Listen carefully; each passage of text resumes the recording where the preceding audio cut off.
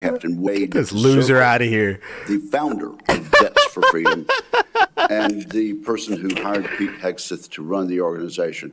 Although the 2008 financial crisis dried up fundraising for nonprofits, Captain Zirkle says, and I quote, "Pete responded to this crisis with decisive action by reducing staff and renegotiating all debts with creditors until they were fairly resolved, an impressive feat and a testament to Pete's character."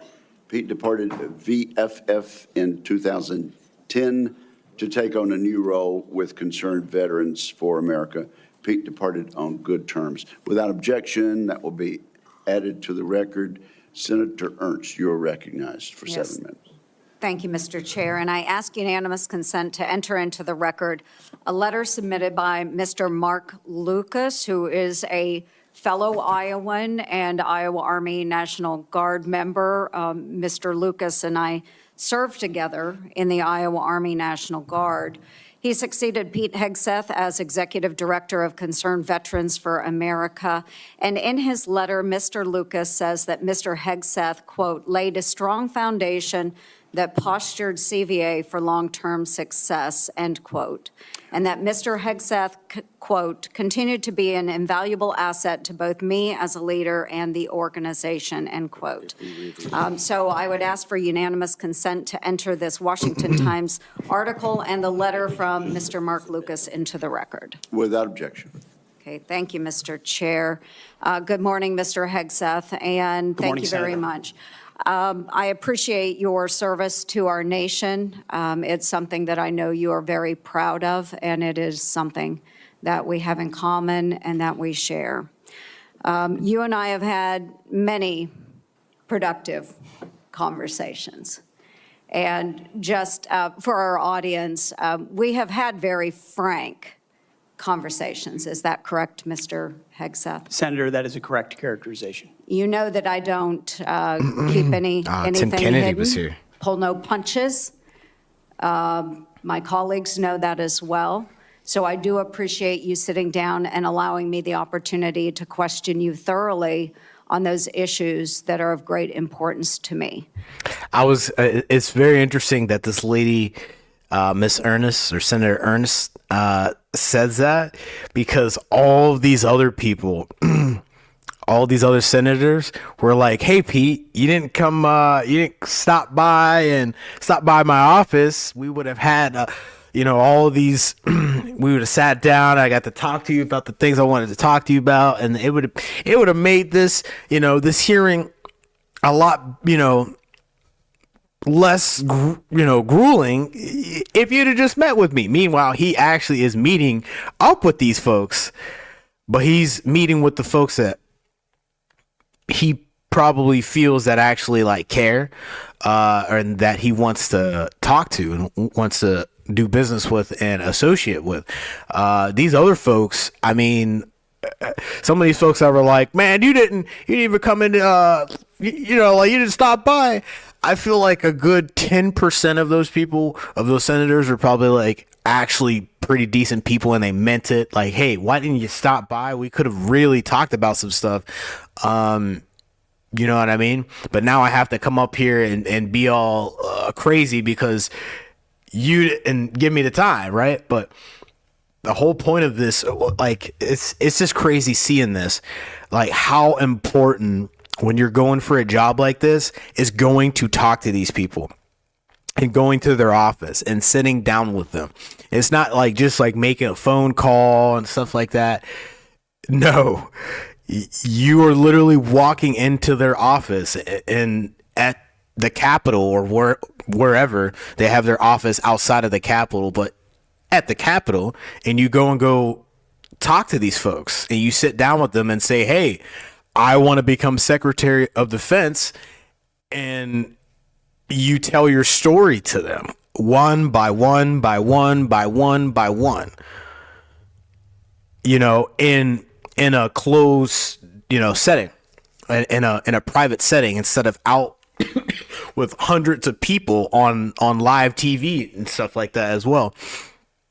It's just that importance of sitting down with somebody, especially as powerful as these people are, as senators are, as their vote, their voice and everything is so powerful, you want to sit down with these people and have a good rapport. Just to recap those issues, three that are very important.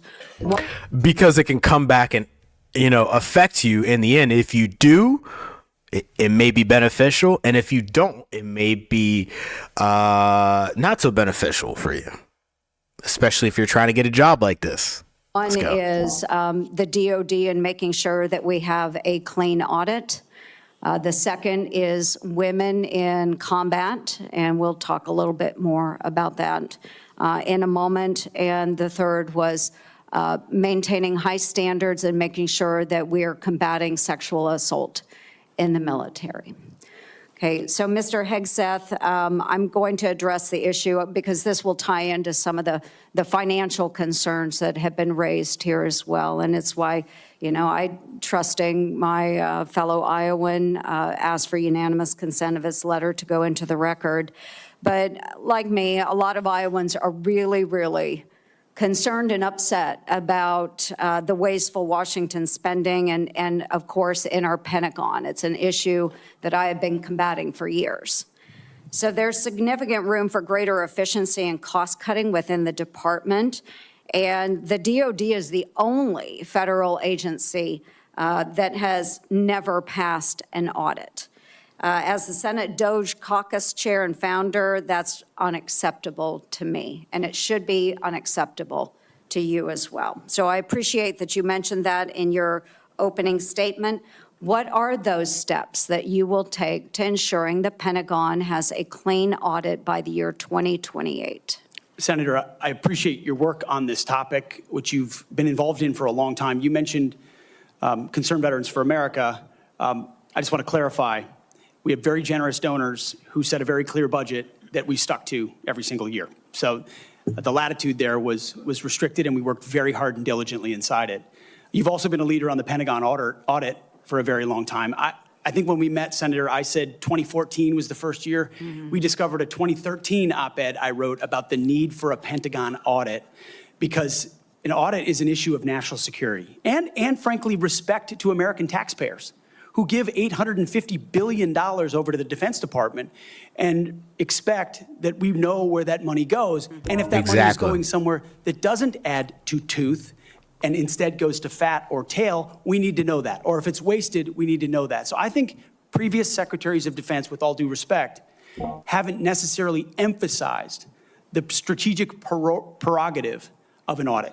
And myself, my deputy SecDef, and others already know that a Pentagon audit will be the comptroller, others central to ensuring we find those dollars that can be used elsewhere legally under the law inside the Pentagon. So you have my word, it will be a priority. Along with Elon Musk and Vivek Ramaswamy, a part of the whole Doge thing too, will also help, I'm sure. But the whole point of this is going back to what I was saying. Yeah, he's not the only one. This guy, Pete Hegseth, is not the only one looking at the bill. He's not the only one. Like he has, just like he says, a deputy secretary of defense. So someone below him to go look at this. Because someone below him has to present to him their own end of the budget and their own research. Like that, there's levels to this, man. Come on, dude. Like I'm not a secretary of defense person, but I feel like Pete Hegseth is not going to be the only one that's looking at this budget. So it doesn't just fall on him, but he definitely is. He has a very big responsibility, in my personal opinion. A big chunk of that budget, he needs to be looking over and making sure it goes to where it needs to be going. But just like he said, like there's taxpayers paying this stuff. Like these folks, the people in the Senate, the House, these folks tend to forget that there's like us, the lower folks, the blue collar people, so on and so forth, are paying the taxes to these folks. Not saying that they're not paying taxes, but man, these folks are getting real fat off of that tax dollar money. That tax dollar money is not going to all the places that it should be going. And Let's see if we get some more answers. Let's get back into it. Okay, thank you. Okay, moving on to women in combat, and I had the privilege of serving in uniform for over 23 years. Thank you for your Between service. our Army Reserves and our Iowa Army National Guard, did serve in Kuwait and missions in Iraq. And so it is incredibly important that I stress, and I hope that if confirmed, you continue to stress, that every man and woman has opportunity to serve their country in uniform and do so at any level as long as they are meeting the standards that are set forward. And we talked about that in my office. I do believe in high standards. Now, I was denied the opportunity to serve in any combat role because I have a lot of gray hair. And the policy has changed since then, okay? So I've been around for quite a while. But for the young women that are out there now and can meet those standards, and again, I'll emphasize they should be very, very high standards. They must physically be able to achieve those standards so that they can complete their mission. But I want to know, again, let's make it very clear for everyone here today. As Secretary of Defense, will you support women continuing to have the opportunity to serve in combat roles? Senator, first of all, thank you for your service, as we discussed extensively as well. It's my privilege. And my answer is yes, exactly the way that you caveated it. Yes, women will have access to ground combat roles, given the standards remain high, and we'll have a review to ensure the standards have not been eroded. Exactly. In any one of these cases. That'll be part of one of the first things we do at the Pentagon is reviewing that in a gender-neutral way, the standards, ensuring readiness and meritocracy is front and center. But absolutely, it would be the privilege of a lifetime to, if confirmed, to be the Secretary of Defense for all men and women in uniform who fight so heroic. They have so many other options. They decide to put their right hand up for our country. And it would be an honor to have a chance to lead them. Thank you. Amen. And just very briefly, we only have less than a minute left, but Get goosebumps, we man. have also discussed this in my office. A priority of mine has been combating sexual assault in the military Yeah, and it's making important. sure that all of our service members are treated with dignity And and respect. respect. Yes, ma'am. This has been so important. Senator Gillibrand and I have worked on this, and we were able to get changes made to the Uniform Code of Military Justice to make sure that we have UCMJ. improvements and on how we address the tragic and life-altering issues of rape, sexual assault. It will demand time and attention from the Pentagon under your watch if you are confirmed. So as Secretary of Defense, will you appoint a senior level official dedicated to sexual assault prevention and response? Senator, as we have discussed, yes, I will. Okay, and my time has expired. Thank you for your answers.